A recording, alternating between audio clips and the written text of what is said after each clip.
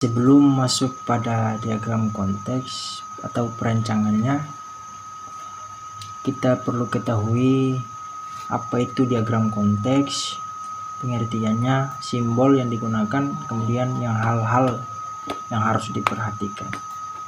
Langsung saja, diagram konteks pengertiannya itu diagram konteks atau disebut juga diagram tingkat atas. Diagram konteks adalah diagram sistem yang menggambarkan aliran-aliran data yang masuk dan keluar dari sistem dan yang masuk dan keluar dari entitas luar. Entitas ini adalah organisasi atau orang yang dilambangkan dengan simbol ini terminator, entitas atau terminator ini ya. Entitas luar. Entitas luar itu artinya di luar daripada sistem, itu yang mengelola sistem umpama atau yang bisa masuk ke sistem sepertinya. Jadi simbol-simbol yang kemudian ada yang digunakan di diagram konteks itu ada 3. Yang pertama, simbol proses yang dilambangkan yang dibentuk dengan lingkaran, kemudian terminator atau entitas persegi panjang, aliran data atau data flow atau dilakukan dengan arah panah. Terus hal-hal yang harus diperhatikan dalam merancang atau membuat diagram konteks yaitu yang pertama, memberi gambaran tentang seluruh sistem. Jadi diagram konteks ini dia itu selain diagram tingkatan atas, dia juga diagram konteks itu memberikan gambaran tentang seluruh sistem. Jadi saya garis bawahi seluruh sistem. Seluruh sistem di sini artinya bukan seluruh aliran data di dalam itu dijelaskan secara detail, tapi dijelaskan secara umum saja. Secara umumnya, tidak secara detail, tapi dijelaskan secara umum. Dijelaskan secara umum ya. Jadi di diagram konteks ini menggambarkan tentang seluruh sistem. Kedua, terminal yang memberikan masukan ke sistem disebut source. Itu inputan masukan, berarti inputan. Terminal yang menerima keluaran disebut sinkron atau destination. Nah, keluaran ya, kalau masukkan input berarti keluaran output. Hanya ada satu proses. Jadi hanya ada satu proses ini ya, prosesnya ini hanya cuman satu saja prosesnya ini di simbolnya simbol lingkaran. Kalau di di flowchart itu simbol untuk proses itu banyak sekali atau prosesnya itu simbolnya banyak sekali. Kalau di diagram konteks yang prosesnya hanya satu saja yang dilambangkan atau disimbolkan dengan simbol lingkaran. Tidak boleh ada data store ya. Jadi kalau di diagram konteks itu data store-nya tidak ada. Nah, diagram konteks ini menceritakan itu secara umum saja ya. Karena kita harus ingat bahwa diagram konteks ini menceritakan secara umum saja, dia tidak menceritakan secara detail, tapi dia menggambarkan tentang seluruh sistem yang ada. Jadi langsung saja kita mulai pada perancangannya. Jadi buka di Microsoft, karena saya merancang menggunakan Microsoft Office Visio 2007. Nah, jadi sebentar saya keluar ini dulu. Jadi sebelum masuk di dalam rancangan itu harus kita cari dulu apa itu simbol-simbol, di mana sih simbol-simbol yang kemudian yang ada di diagram konteks, yang digunakan di diagram konteks. Jadi dalam pencariannya teman-teman harus pilih shapes, ini dia shapes, kemudian pilih flowchart, lalu ada di versi ketiga atau keempat ini, ada dua ini. Jadi pilih salah satu, basic flowchart, shape matrix, atau utility. Ini dia, antara dua ini pilih salah satu sama saja. Jadi saya akan pilih salah satu. Nah, ini dia, sudah ada.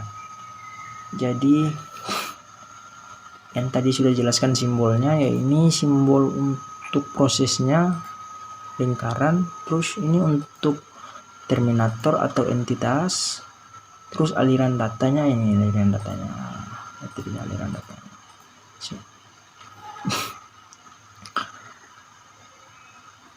Jadi langsung saja kita akan gambarkan. Yang pertama, pilih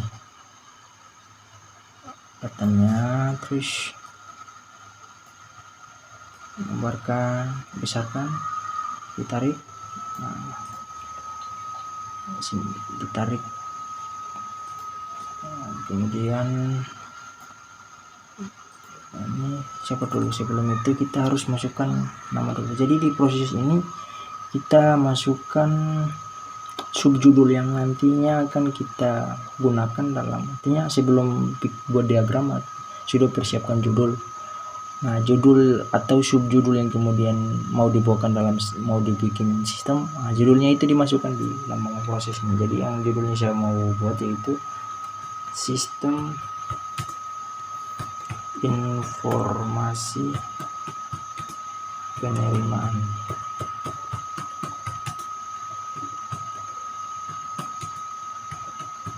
siswa baru di SMA Negeri 7 Kota Ternate.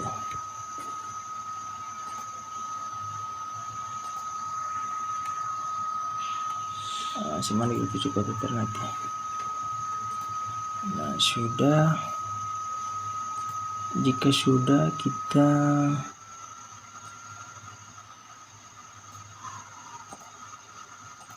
ini angkat yang terminatornya. Terus jadi terminator ini adalah yang dimasukkan di sini itu nyangkut dengan orang atau organisasi. Jadi di sini yang digunakan adalah orang-orang. Jadi admin yang bisa masuk akses ke sistem ini, yang admin copy saja di Ctrl C, ditekan Ctrl C, Ctrl V. Nah, Ctrl V lagi sekali.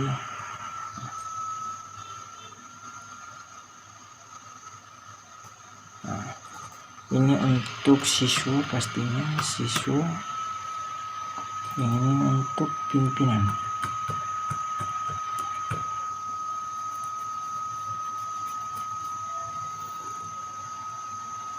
Jadi ini kita perbesar dulu, yaitu dengan cara perbesar tulisannya agar supaya lebih terang dilihatnya. Jadi tekan kontrol hingga muncul plus ini, tanda plus, baru diklik. Nah, kemudian diklik lagi mana yang kemudian mau dibesarkan hurufnya, lalu pilih font size. Nah, jadi pilih, biasa saya pakai yang 12 pt. Nah, 12 pt. Ini terlalu kecil, berarti dibesarkan sedikit. Nah, sudah besarkan. Lalu di sini tinggal kita masukkan. Nah, ini kan belum ada nih tanda alur datanya.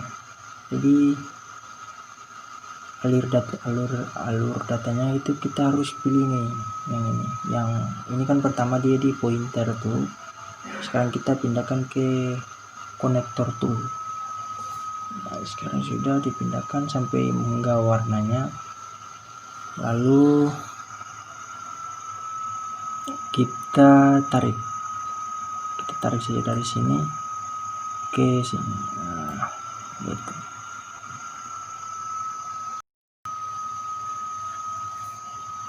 Jadi ketika sudah ditarik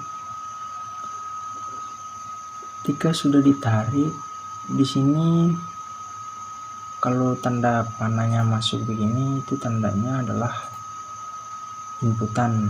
Yang masuk input, yang keluaran dari yang ini kan proses nih. Jadi keluarannya ini output. Ini kan tanda panahnya masuk jadi input, yang keluarnya output. Jadi kita buat yang keluarnya, maaf sorry. Jadi kita buat yang masuknya dulu.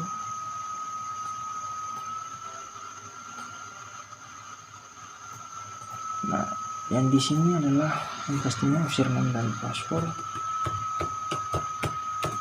Username dan password. Yang di sini adalah apa namanya?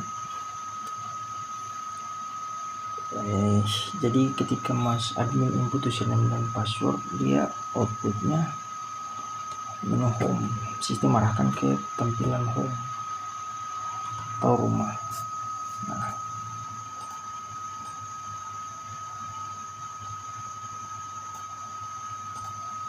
atau rumah sudah. Jadi berikutnya yaitu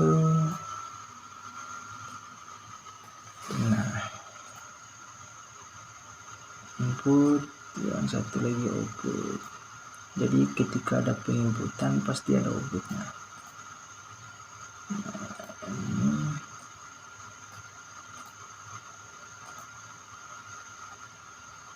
Di sini terlalu dekat ini kerja seperti.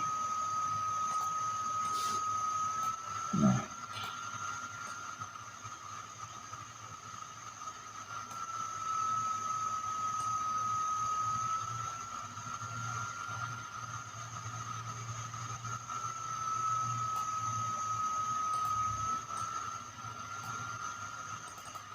di sini itu namanya home, berarti apa untuk PSB atau peserta siswa baru. Outputnya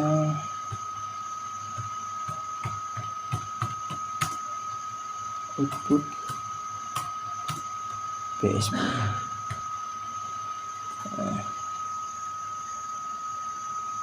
Jadi dimana ada inputan, di situ juga ada proses. Jadi ini tinggal kita taruh harapan-harapannya saja. Jadi saya sudah buat untuk yang sudah jadinya, yang maksudnya DFD yang sudah jadi. Ini tinggal kita masukkan harapan-harapannya saja. Nah, langsung saja kita masuk ke DFD yang kemudian saya sudah buat. Nah, ini dia. Jadi yang tadi tinggal saya jelaskan saja.